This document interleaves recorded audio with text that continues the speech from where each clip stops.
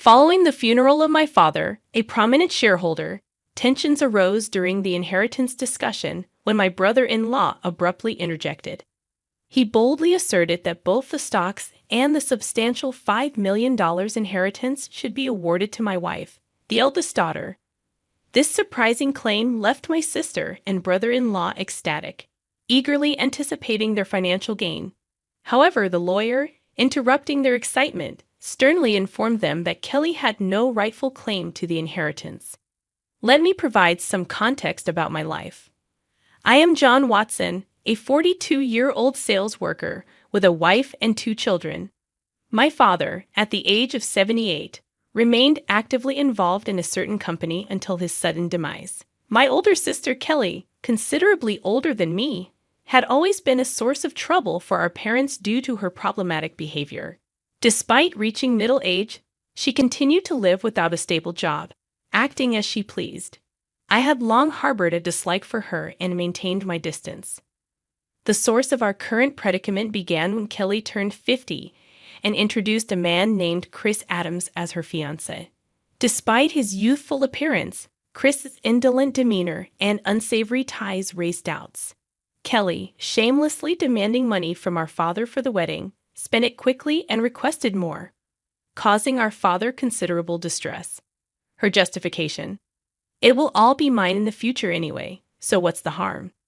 After just a year of marriage, our father collapsed while playing golf and passed away a few days later, leaving us in shock. Overwhelmed by grief, I took charge of funeral preparations, while Kelly showed no interest in helping. Exhausted after the funeral, my mother and I finally found a moment to rest. The following day, a lawyer arrived to discuss the inheritance, a matter for which my mother and I were already briefed. However, my sister and brother-in-law, oblivious to this information, barged into the conversation, making an audacious claim that the stocks and the $5 million inheritance belonged to my wife. The lawyer and I were left speechless by this unexpected declaration. My brother-in-law rejoiced, proclaiming his imminent wealth, but the lawyers swiftly crushed their hopes.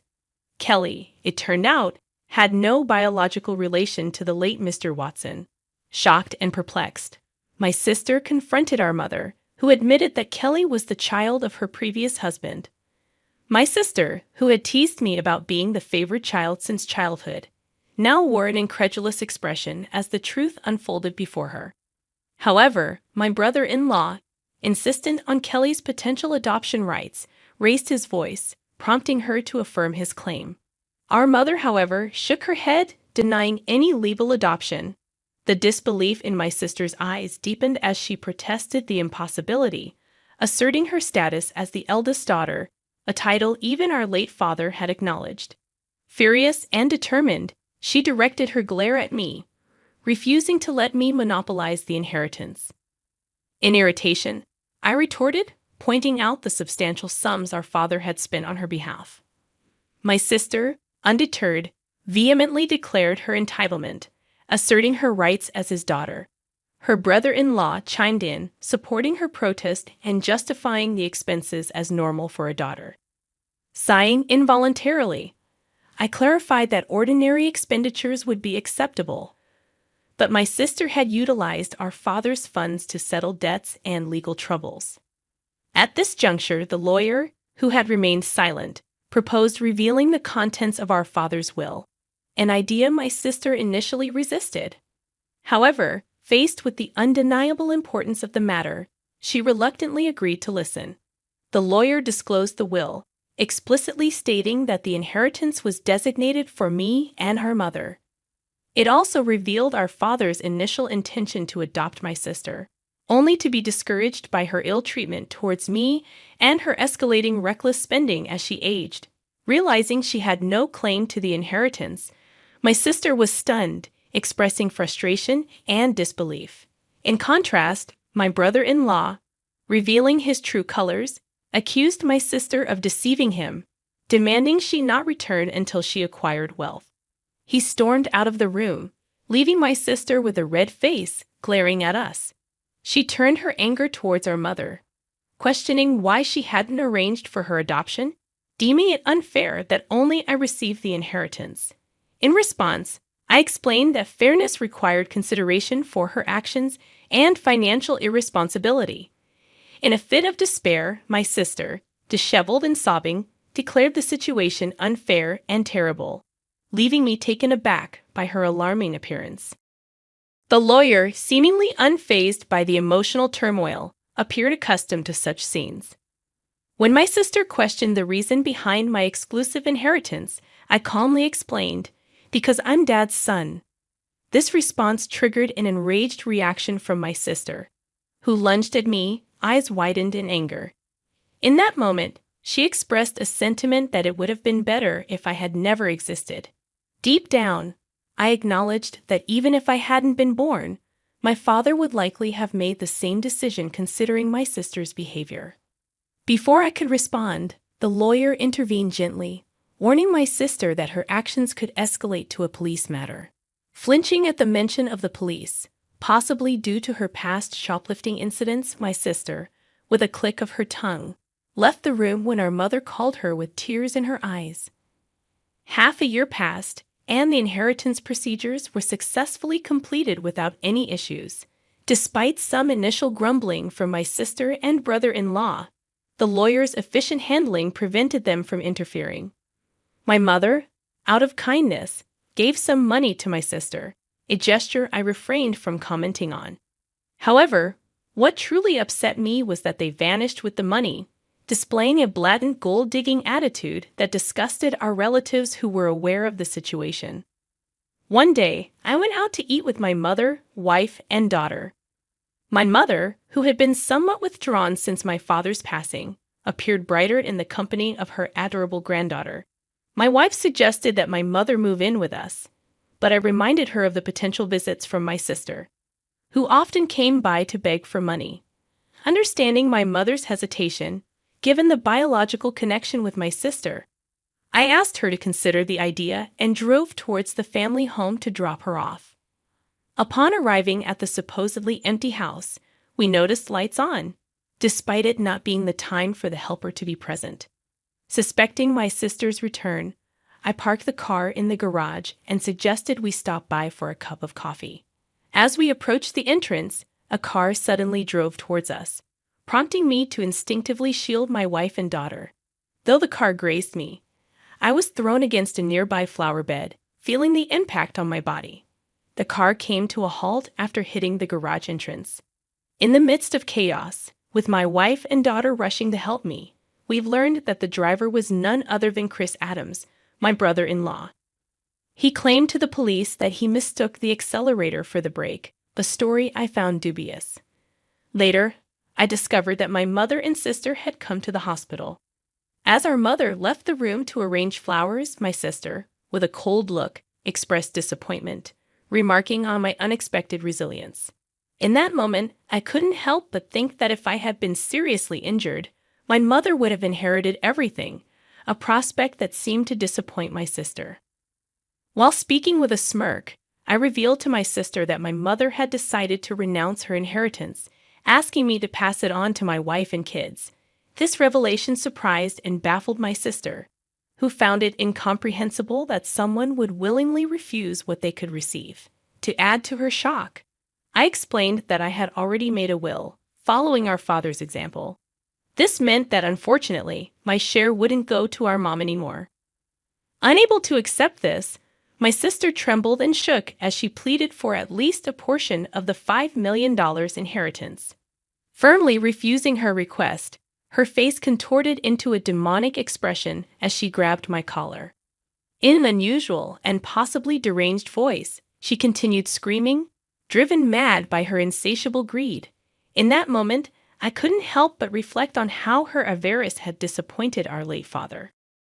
My sister's face flushed with rage as she grabbed at my throat. The commotion attracted the attention of my mother, who returned and raised her voice in dismay. Nurses, alerted by the nurse call system, swiftly arrived to escort my sister out. Despite my mother's inclination to defend her, it became evident that my sister had directed insults even at our mother. Watching this painful exchange, I couldn't help but wonder where I had gone wrong in raising her. Shortly after, my mother was diagnosed with an illness, And as her health deteriorated, my wife and I took on responsibilities like transportation and household chores at the family home. Surprisingly, my sister, who likely encountered my wife during her visits for money or heard about our assistance from our mother, expressed displeasure. One day, my sister unexpectedly called me, declaring that she and her husband would now take care of our mother, and we were not needed. Confused and concerned, I questioned her abrupt decision, but she hung up, insisting it was already settled. Confirming with my wife, I discovered that she had received the same message. Apprehensive about my sister's ability to handle caregiving, especially considering her lack of experience in caring for a sick person or managing household chores, I hastily contacted my mother. Surprisingly, it turned out that my brother-in-law had some experience in caregiving. At the time, my mother seemed independent enough, providing a temporary relief. However, within a month, she was rushed to the hospital in an ambulance due to a medication dosage mistake. When our family arrived at the hospital, my mother appeared alarmingly frail. The doctor was puzzled, as she had never made such an error before. While my wife accompanied my mother, I went to the family home. Finding it in disarray, the fridge was empty, and the helper service had been unilaterally canceled. I felt ashamed for slightly trusting my sister and was infuriated to discover a significant amount of money withdrawn from my mother's bank account.